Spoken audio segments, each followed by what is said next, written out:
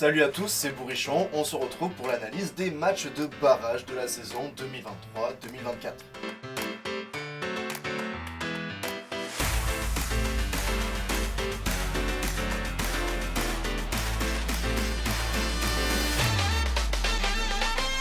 Aujourd'hui on va parler évidemment de Toulon-La Rochelle et de Bordeaux Racing, mais également de Grenoble-Montpellier. Et c'est avec ce match que nous allons commencer cette vidéo.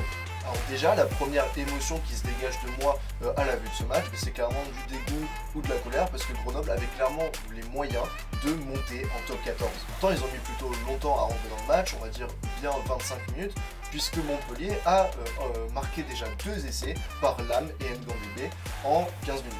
2 incursions dans les 22 et 2 essais. Ces 2 essais, j'ai trouvé qu'ils ont été liés à des grosses erreurs de défense de la part de Grenoble. D'abord, sur le premier essai de Lam, qui est un petit peu casquette, soit dit en passant, on a donc ce petit coup de pied à suivre, et Sam Davies qui est en couverture, au lieu de se coucher dessus, quitte à prendre une pénalité pour ballon gardé au sol après, et tente un petit coup de pied, je sais pas trop ce qu'il tente, sauf qu'en fait, dans tous les cas, même si ça rebondit pas sur Lam, le coup de pied il aurait fait 3,50 m, donc je vois pas à quoi ça sert de faire ça, à part s'échapper. Et du coup après, les rebonds sont chanceux pour Montpellier, et Lam s'en va aplatir le premier essai de la partie au bout de 5 minutes. La deuxième erreur de défense, ça a été Wilfried Huleux sur l'essai d'Ngandebe, qui en fait est monté n'importe comment. Il monte sur je sais pas qui, un mélange entre Lam et Ngandebe. Serfontaine le voit bien, puisque ça crée un énorme décalage sur l'aile.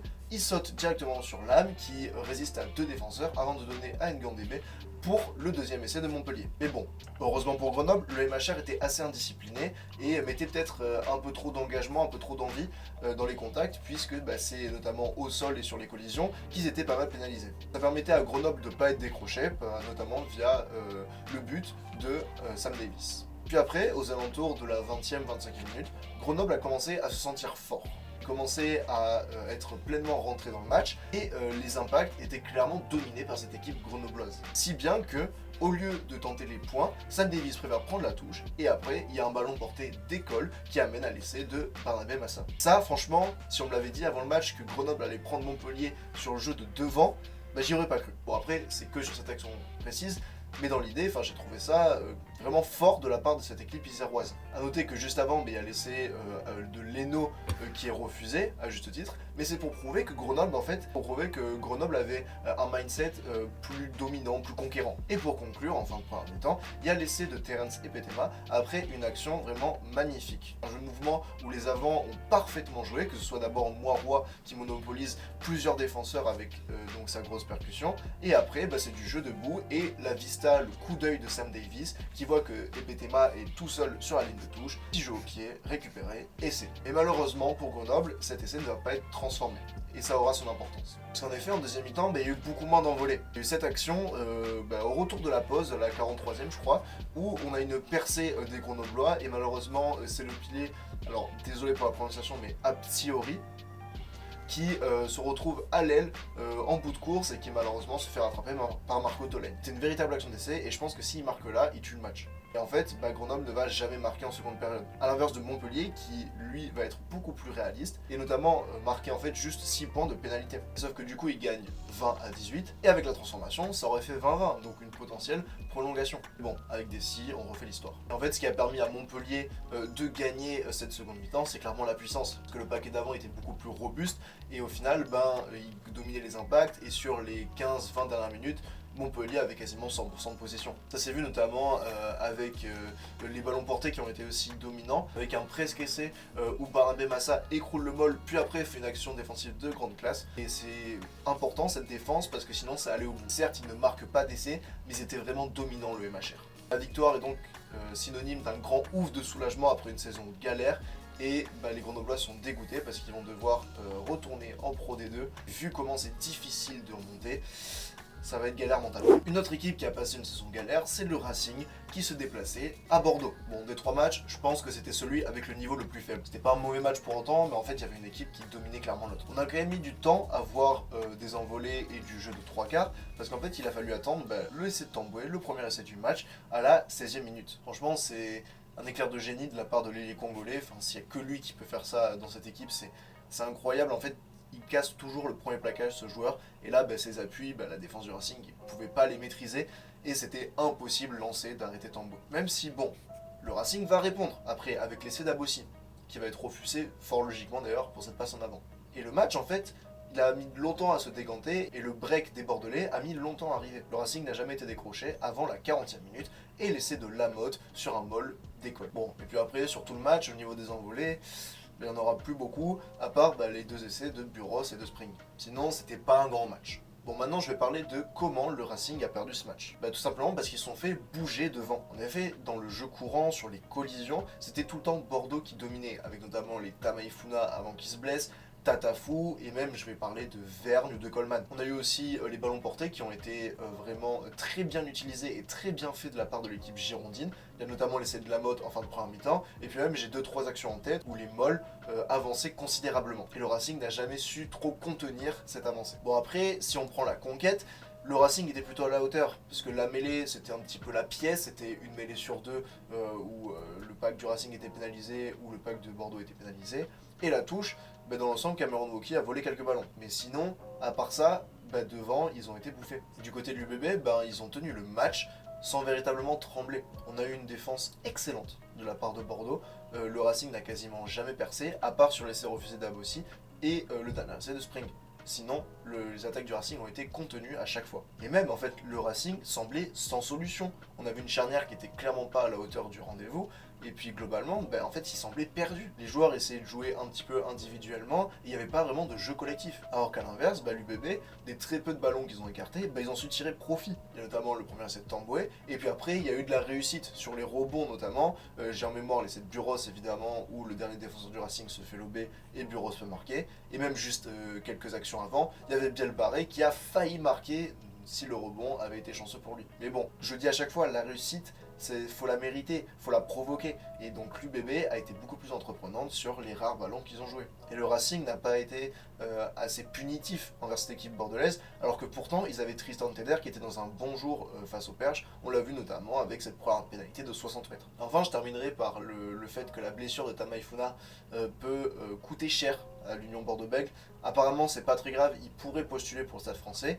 Mais bon, je sais pas si ce sera à 100%, et c'est dommage parce que c'est clairement l'avant girondin qui avance le plus. En tout cas, ce qu'il faut retenir, c'est du coup que l'UBB a eu une grosse défense, tout comme La Rochelle à Toulon. En effet, ça a été clairement l'élément crucial de cette rencontre. Les Toulonnais ont été hyper stériles, et c'est pas parce qu'ils sont mauvais en attaque, c'est tout simplement parce qu'ils ne pouvaient pas jouer. La défense de La Rochelle était trop rude. Même si bon, en vrai, en première mi-temps, ça se tenait assez bien. On avait La Rochelle qui a marqué notamment 3 essais même, sur des contres ou des ballons de récupération, et Toulon qui punissait La Rochelle de ses nombreuses fautes commises. Mais bon, dans l'esprit, on sentait que La Rochelle était un peu moins pris par l'envergure du match, et il y avait moins de tension dans cette équipe de La Rochelle qu'à Toulon. Parce qu'à Toulon, on connaissait le contexte, 6 ans qu'ils n'étaient pas venus en phase finale, là en plus à Mayol avec un public qui met pas mal la pression. Donc les joueurs ont dû peut-être être un peu trop submergés par la pression. Et c'est pour ça que La Rochelle a pris beaucoup plus d'initiatives offensivement. Je pense notamment à l'essai d'Astoy en sortie de mêlée, mais aussi l'essai de Favre, où il y a notamment Gégou qui fait une magnifique passe volleyée pour Astoy, et après ça donne l'essai plus tard. Et évidemment, l'essai de Leeds, où là, c'est encore une fois ce même Gégou qui fait un offload, 50-22, et l'initiative de Jack Noël de jouer cette touche de 50-22, en fait, elle est excellente, parce que ça amène un essai, et parce que la défense de Toulon n'était absolument pas replacée. Et c'est en ça que La Rochelle a été beaucoup plus pragmatique que ses Toulonnais. A l'inverse, Toulon, il y a eu un seul réel franchissement durant tout le match, on va dire, en enlevant les 10 dernières minutes. C'est cette petite action de Serein où il fait un petit coup de pied rasant pour lui-même, qui est suivi par Maëlan Rabu, mais au final c'est un ballon dégueulé derrière. Et en fait cette image,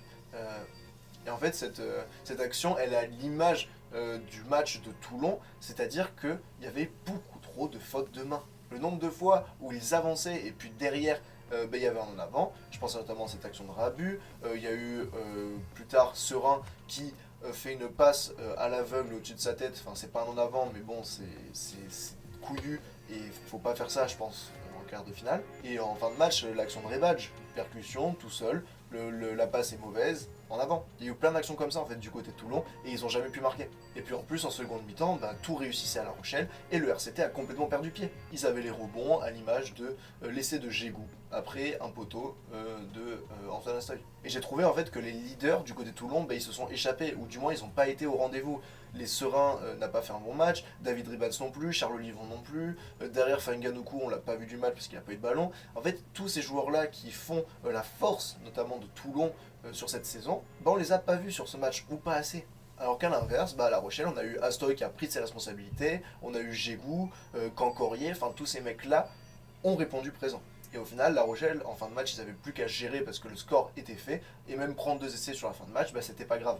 Enfin bref, Toulon, je pense, peut se mordre les doigts parce qu'il y avait la place. Bref, il est temps maintenant de parler des tops et des flops. En top, je vais rester sur ce match avec Antoine Astoy. Je pense qu'il a fait son meilleur match de la saison. Là, ça se voit qu'il reprend confiance au meilleur moment puisqu'il a été fiable au pied. Je crois qu'il fait quasiment 100% à part son poteau. Après, le reste dans le jeu, ça a été un essai en début de match, une bonne course sur l'essai de Jules Favre, et puis dans l'ensemble, il a parfaitement géré, parfaitement conduit le jeu des Rochelais. On continue avec ce qui est pour moi l'homme du match, à savoir Oscar Gégou. C'est simple, en fait, il était sur chaque action, il était partout, que ce soit en attaque ou en défense. En attaque, on a pu le voir notamment sur l'essai de Favre, où c'est lui qui fait la passe au sol pour Astoy. Après, il y a eu l'essai de Leeds, où c'est pareil, lui qui récupère le ballon, qui fait une chistera, qui continue sa course, qui suit le coup de pied et qui au final, Noël c'est à lui qui fait la passe, c'est à Gégou encore une fois, et puis un dernier off-out pour Astoy et c'est de Leeds à la fin. Et puis défensivement, pareil, il s'est jamais échappé, je sais même pas s'il a loupé un plaquage, et puis